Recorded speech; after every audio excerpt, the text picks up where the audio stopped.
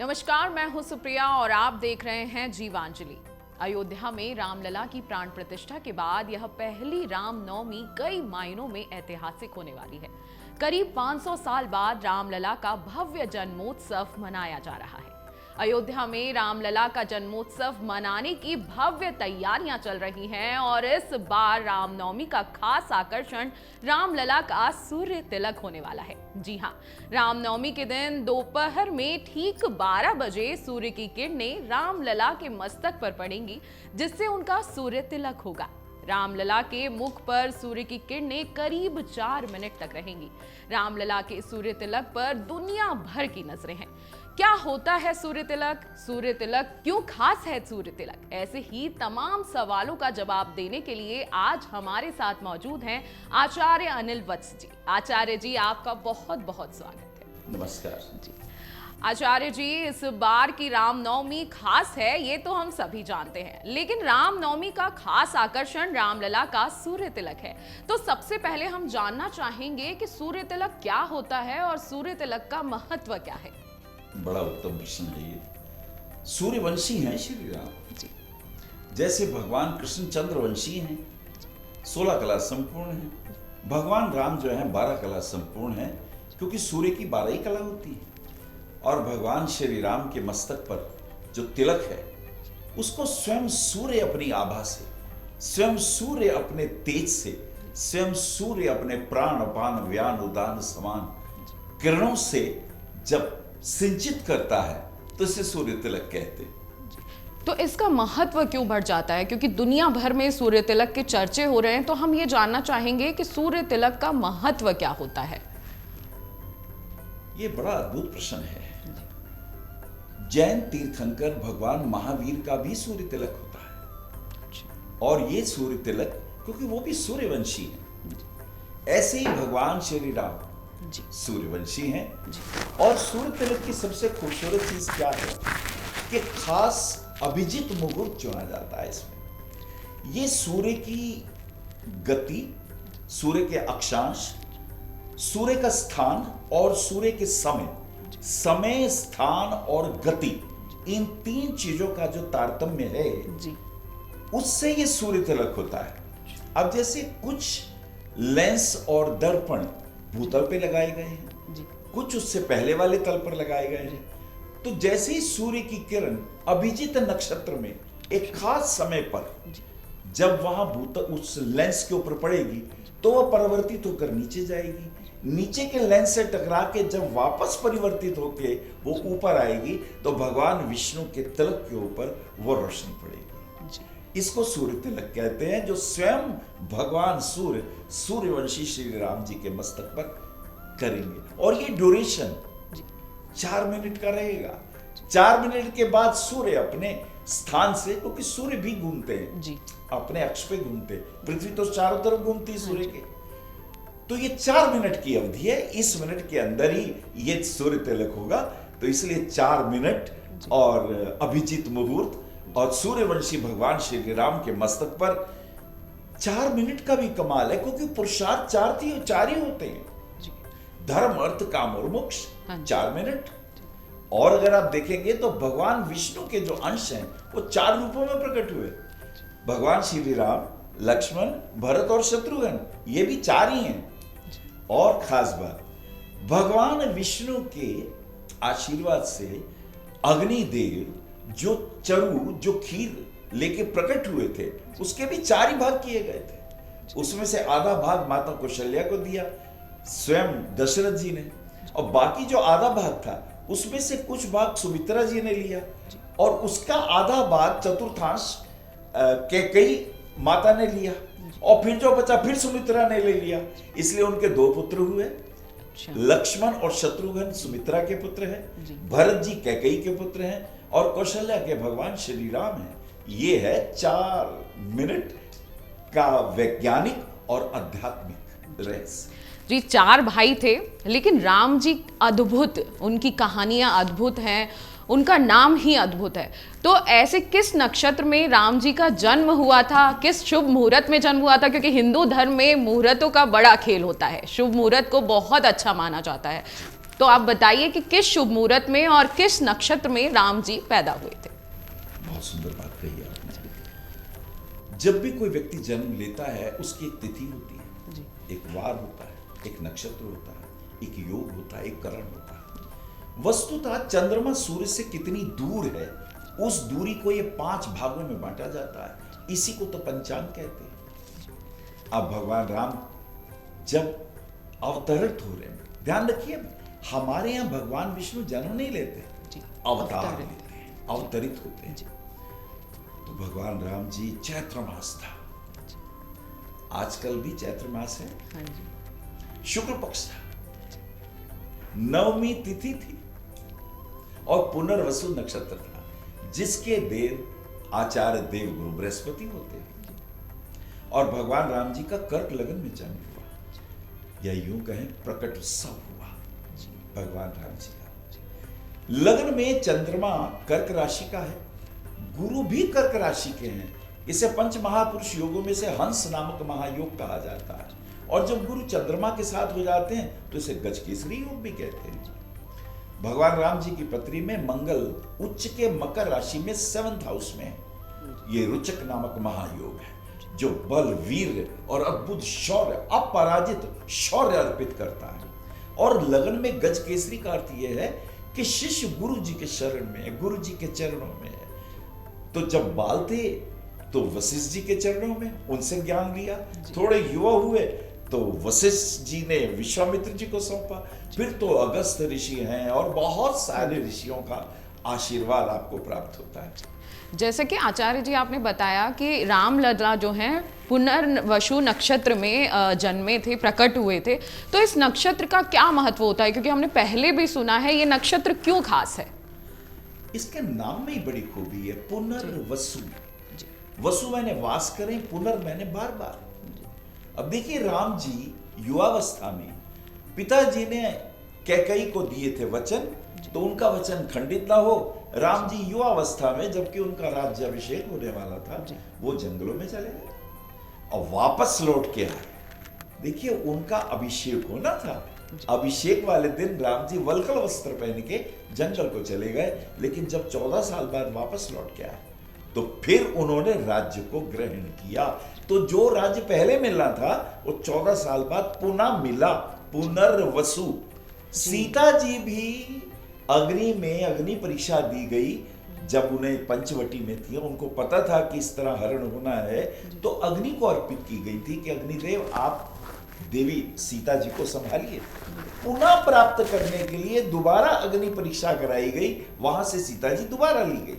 पुनर्वसु, हर काम बार बार हो, पुनरावृत्तियां हो, इसे पुनर्वसु कहते हैं। और इस नक्षत्र के देवता देवगुरु बृहस्पति हैं, जो देते हैं ज्ञान, जो देते हैं शुचिता, वेद अध्ययन हो उसके अंदर, उपनिषदों का ज्ञान हो, धर्म का ज्ञान हो, शौर्य का ज्ञान हो, किस तरह आप प्रजावत्सल बनेंगे, धर्म अर्थ काम मोक्ष की सिद्धि पुनर्वसु नक्षत्र देता है। जी, तो पुनर्वसु नक्षत्र तो बहुत ही शुभ होता है। इस नक्षत्र में पैदा हुए लोग आपने बता दिए कि कैसे होते हैं, तो आप भी देख लीजिएगा कि कहीं आपका तो नहीं पुनर्वसु नक्षत्र है जिसमें आप पैदा हुए हैं। महाराज जी, हम जानना चाहेंगे कि राम जी का अभिषेक भी होगा, क्योंकि कोई भी जन्मोत्सव होता है तो हमने देखा है और हमारे यहाँ हिंदू धर्म में परंपरा है अभिषेक करने की, लेकिन अयोध्या में रामलला का बाल रूप विराजमान है। अभिषेक और बाल अभिषेक में क्या अंतर होता है? अगर हम बड़ी गहराई से देखें, अभिषेक वस्तुतः 16 प्रकार से अपने देव को श्रद्धांजलि दी जाती है, अपने देव के प्रति अपनी निष्ठाएं, अपनी प्रार्थनाएं की जाती है। ये राजा का अभिषेक होता है।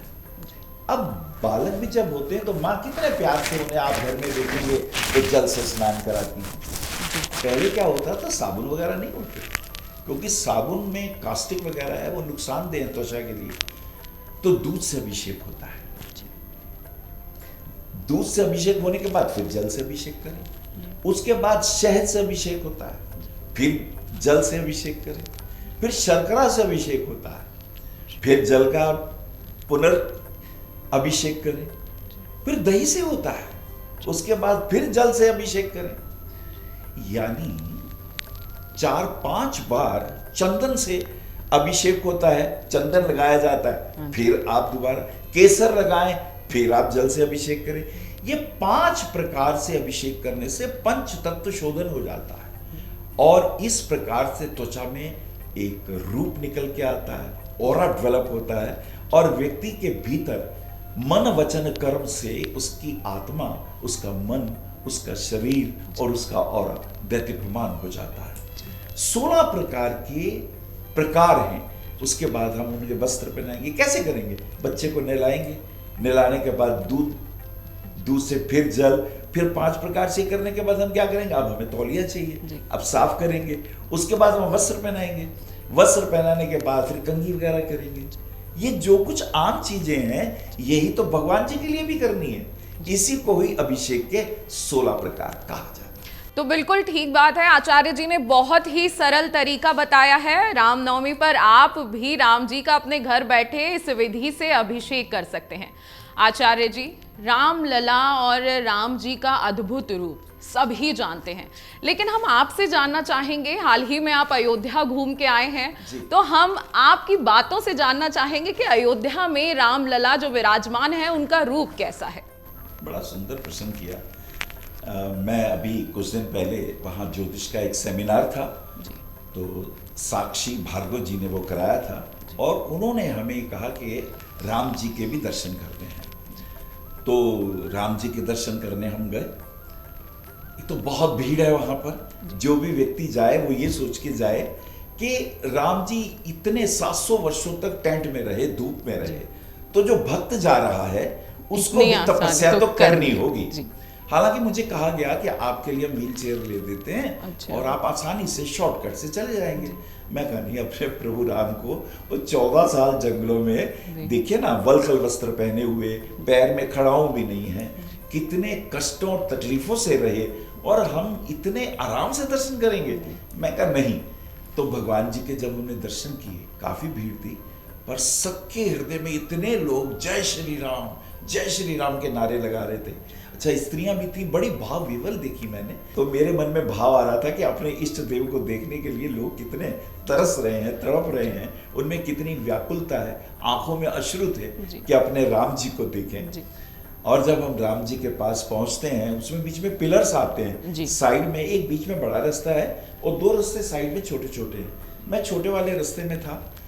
तो जब मैं गया तो रास्ते में बार बार पिलर आ रहे, तो पीछे से भी भीड़ थी, आगे से पीछे कर रहे थे और पीछे से आगे कर रहे थे।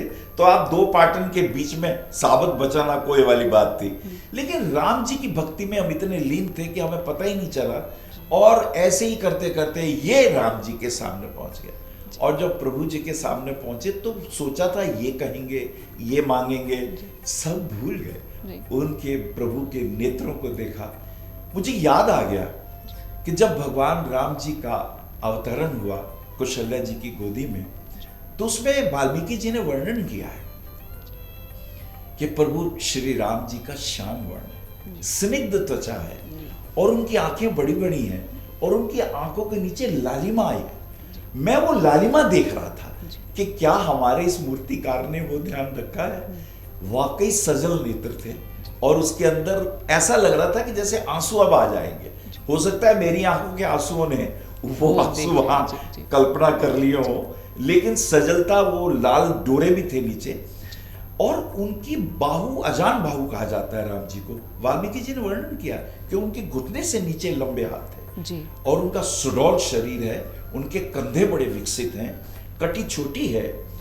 और राम जी जो हैं बहुत ही, जिसे कहा जाए भगवान विष्णु के एक ऐसे अवतरण, उनका मैंने वो रूप विग्रह देखा और मैं भाव विभोर हो गया। और मेन चीज थी उनका सूर्य तिलक, जो नारायण तिलक उन्होंने लगाया हुआ था। मुझे अपने गुरुजी याद आ गया। मेरे गुरुजी डॉक्टर वीराचार्य शास्त्री जी, और जब कभी भी हमें फोन पर बात करते थे तो वो कहते थे जय नारायण की, जय नारायण की। वहां मुझे नारायण सामने दिखाई देगा, मैं भाव विवल हो गया।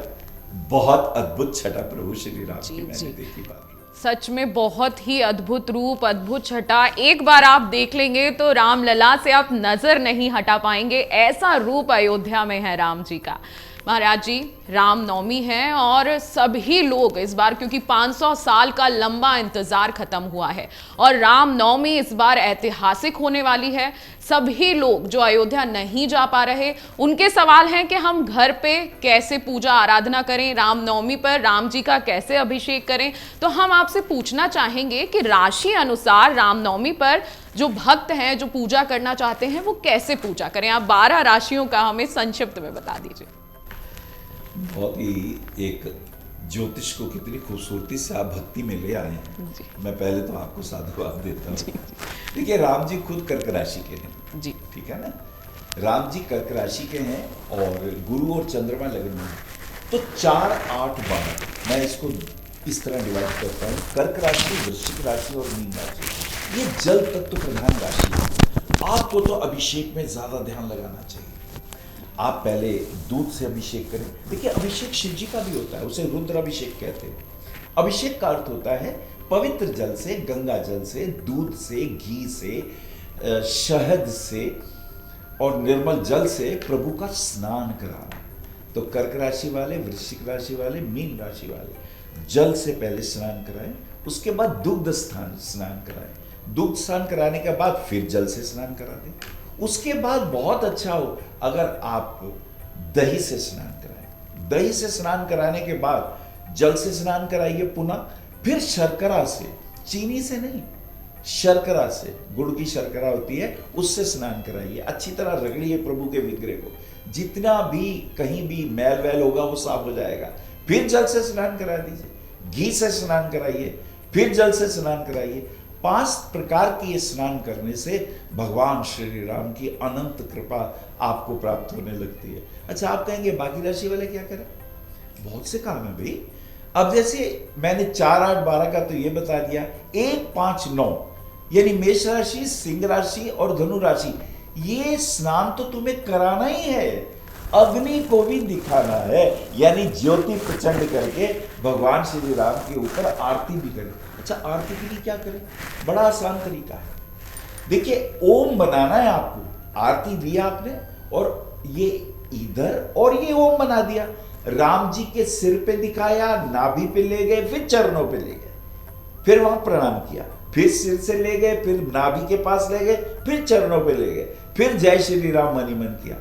इसे कहते हैं अग्नि तत्व से भगवान राम जी का आपने पूजा कर ली। पहले अभिषेक कर लिया, फिर आपने पूजा कर ली। अच्छा, बहुत अच्छा हो, इसके साथ साथ धूप अगरबत्ती भी जलाई, उससे भी आप कर सकते हैं। देखिए, अब आपने 1, 5, 9 यानी मेष राशि, सिंह राशि, धनु राशि वाले इस प्रकार से कार्य कर सकते हैं। तो अब आप कहेंगे वृषभ राशि, कन्या राशि और मकर राशि वाले क्या करेंगे? ये पृथ्वी तत्व है, तो अभिषेक भी करना है आपको और आरती भी करनी है। साथ में क्या जोड़ना है? कुछ पुष्प, फूल लेके प्रभु श्री के चरणों में रख दीजिए। पृथ्वी तत्व की चीजें भी रखनी होंगी।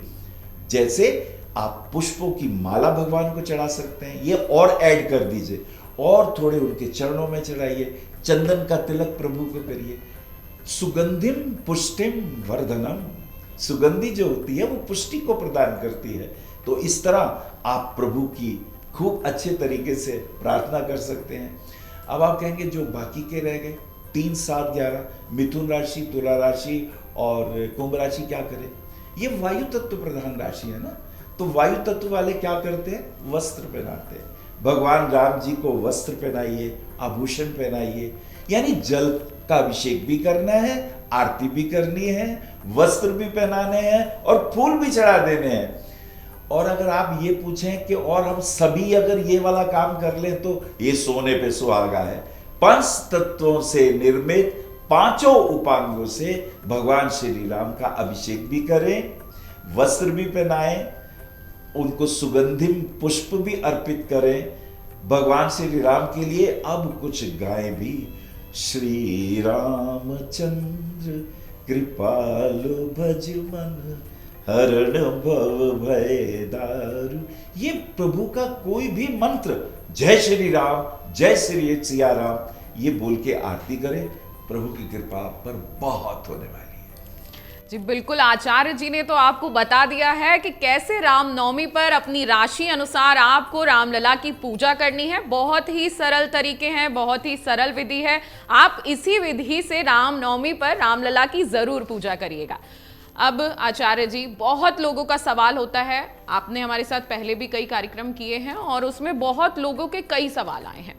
रामलला को हर कोई अपने घर में विराजमान करना चाहता है, लेकिन वास्तुशास्त्र के हिसाब से कैसे हम रामलला को घर में कहाँ रखें और किस विधि से रामलला को अपने घर में लेके आए, वो थोड़ा आप बता दीजिए। बहुत ही उत्तम प्रश्न है ये। देखिए, वास्तु में क्या होता है कि 84 पद और 32 द्वार और 49 देवता हैं टोटल, लेकिन द्वार पर 32 देवताओं का आशीर्वाद छिपा रहता है।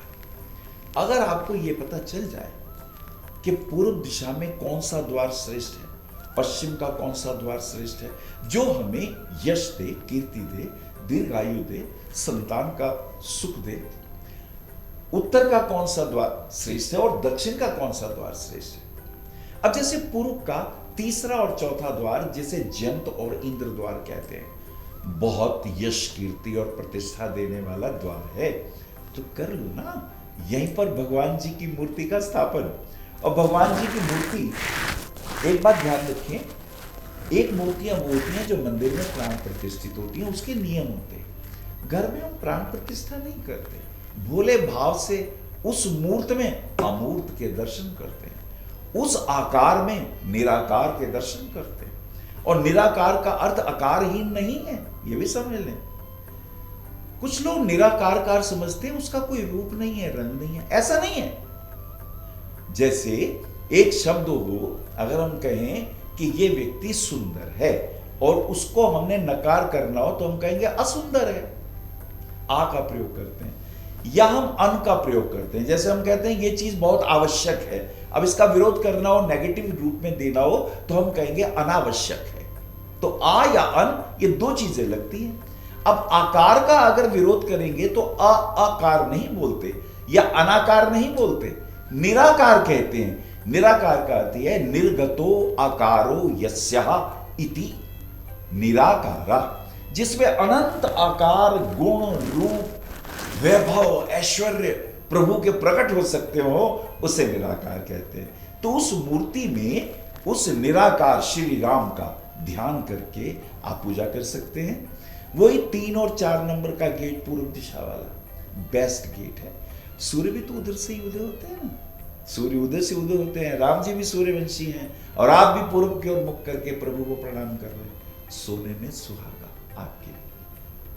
जी बहुत ही सरल तरीके से आपने बता दिया कि कैसे हम रामलला को घर पर लेके आएं।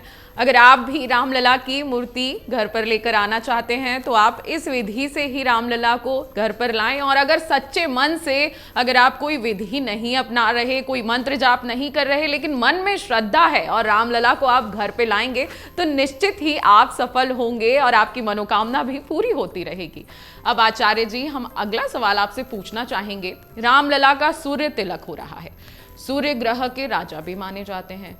सूर्य अगर उच्च राशि में हो तो अच्छा होता है, सूर्य कई बार हमें अच्छे फल भी नहीं देते। तो इस पे थोड़ा सा प्रकाश डालिए कि सूर्य ग्रह को हम कैसे खुश करें। बहुत उत्तम सवाल है। देखिए, सूर्य है क्या? सूर्य प्राण है, सूर्य आपकी आत्मा है। आत्मा तो कोई कोई होता है। अभी तो हम मनुष्य हैं, मन के तल पर भी संतुष्ट नहीं है। एक चीज सोचते हैं, वो चीज मिल जाती है तो उससे असंतुष्ट हो जाते हैं। अभी हम मनस्वी भी नहीं हैं, मनुष्य भी नहीं है। और जहां तक आत्म तत्व की बात है तो सूर्य प्राण है। सूर्य प्राण अपान व्यान उदान समान नाग पूर्व कृत देवदत्त धनंजय के रूप में योग के भी आचार्य हैं, आयुर्वेद के भी आचार्य हैं।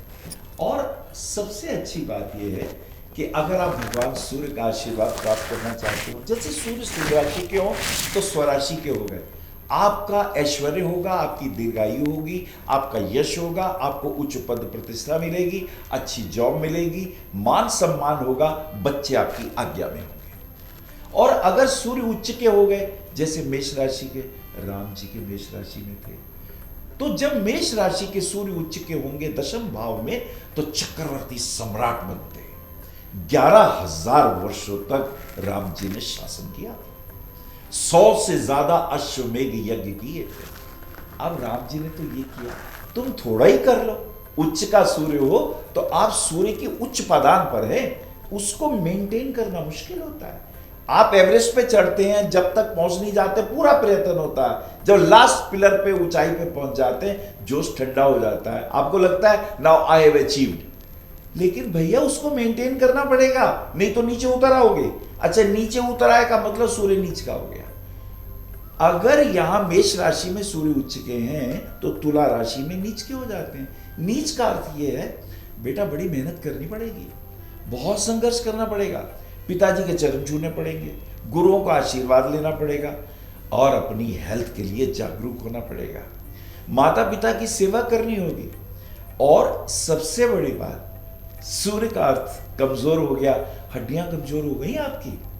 सूर्य अगर कमजोर है तो बोन में इफेक्ट आ जाता है, स्किन इन्फेक्शन होने लगते हैं, आईसाइट वीक हो जाती है, बाल उड़ने लग जाते हैं। देखा सूर्य नीच के होने से फिजिकल क्या नुकसान होने लगते हैं। सूर्य उच्च के हो, बोन मजबूत होती है, आदमी वचन का पक्का होता है, पिता का भक्त होता है, जो कहता है करता है, चरित्रवान होता है और रक्षक होता है, पोषक होता है, संरक्षक होता है। इतनी खूबियां हैं सूर्य की।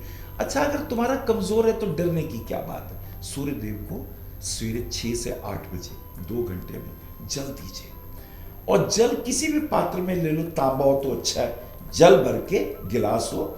आप भगवान सूर्य को जब जल दें तो अपने हाथ ऊपर करके दें, सूर्य को देखते हुए जल गिरे और गिरते हुए जल के बीच में से सूर्य को देखें। सूरज की किरणें जल से टकराएंगी, जल से टकरा के आपकी आंखों में जाएंगी, आपकी थर्ड आई सेंटर पे जाएंगी, आपकी बॉडी ऑक्सीफाइड हो जाएगी, आपकी बॉडी के अंदर हड्डियां मजबूत हो जाएंगी, कैल्शियम आने लगेगा, विटामिन डी मिलने लगेगा। ये मिलेगा 6 से 8 के बाद विटामिन डी नहीं मिलता, इसलिए ये प्रयोग करो ना। और अगर गंगा नदी पास में बह रही हो तो उसमें स्नान कर लो।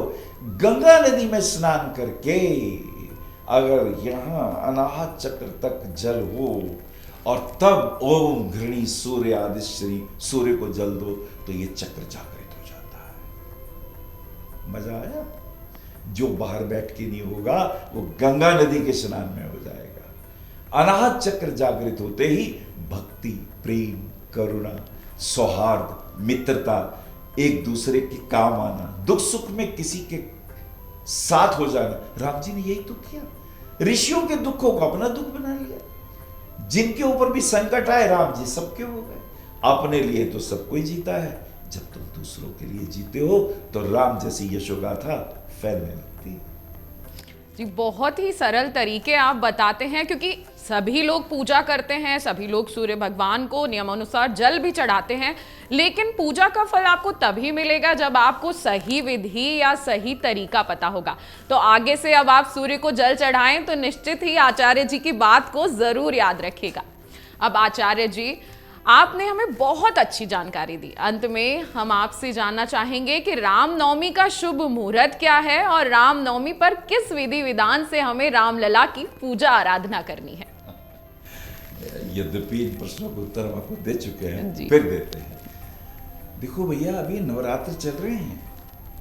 अष्टमी को देवी माँ की पूजा करके नवमी, ये नवमी तिथि को भगवान राम प्रकट हो रहे हैं। कब प्रकट हो रहे हैं? अभिजीत मुहूर्त में। ये कब होता है? दोपहर को होता है, लगभग 11:30 से 12:30 के बीच में। तो भैया यही समय है पूजा का, राम जी का। राम भगवान राम के अवतरण का यही तो समय है।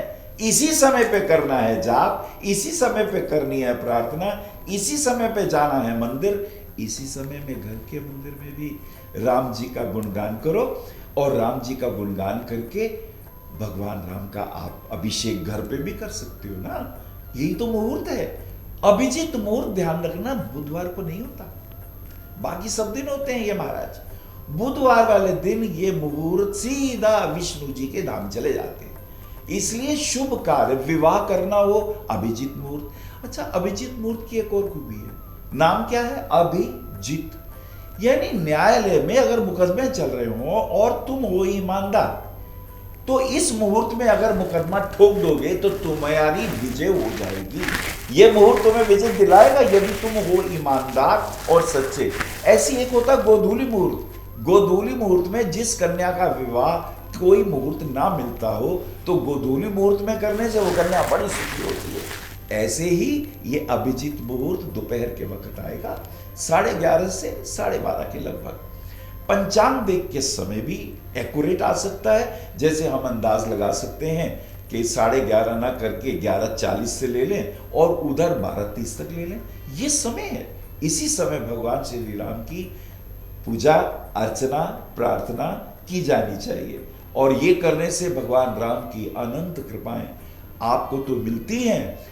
और बता दूं, ब्रह्मा जी का आशीर्वाद मिलता है, वाल्मीकि जी का आशीर्वाद मिलता है, तुलसीदास जी का आशीर्वाद मिलता है। अच्छा, वाल्मीकि जी तो वहीं होते हैं, वो कैसे? ब्रह्मा जी ने कहा था, हे वाल्मीकि, जब तक नदियां और पर्वत इस धरा पे रहेंगे तब तक राम कथा अमर रहेगी। और जो व्यक्ति राम कथा का पाठ करेगा, जो व्यक्ति रामायण का पाठ करेगा, जो व्यक्ति राम जी की पूजा करेगा, मृत्यु के बाद उसके परिवार के सभी लोग स्वर्ग लोग जाएंगे, उनकी मुक्ति होगी, उनको किसी प्रकार का कष्ट नहीं होगा। और एक बात और कही थी, जब जब राम कथा होगी वाल्मीकि जी, आप मेरे ब्रह्मलोक भी आ सकते हो, विष्णु लोक भी जा सकते हो, रुद्र लोक भी जा सकते हो। अरे भैया, 14 के 14 भवनों में तुम्हारी गति को कोई नहीं रोक सकता। और जहां जहां राम कथा होगी, रुद्रांश हनुमान जी भी वहीं आके बैठ जाते हैं। तो हनुमान जी और वाल्मीकि जी, इनके आशीर्वाद तुमको मिलने लगते हैं। जी बिल्कुल आचार्य जी, आपने रामनवमी की इतनी अच्छी जानकारी इतने विस्तार से दी है। इस ऐतिहासिक दिन के बारे में आपने एक एक चीज हमें बताई है, इसके लिए आपका बहुत बहुत शुक्रिया आचार्य जी। जय श्री राम। निश्चित ही आप सभी को ये जानकारी पसंद आई होंगी। रामनवमी के दिन इसी विधि से आपको पूजा अर्चना करनी है ताकि रामलला आपकी सभी मनोकामना पूरी कर सके। अगर आपको हमारा ये वीडियो पसंद आया हो तो हमारे चैनल जीवांजलि को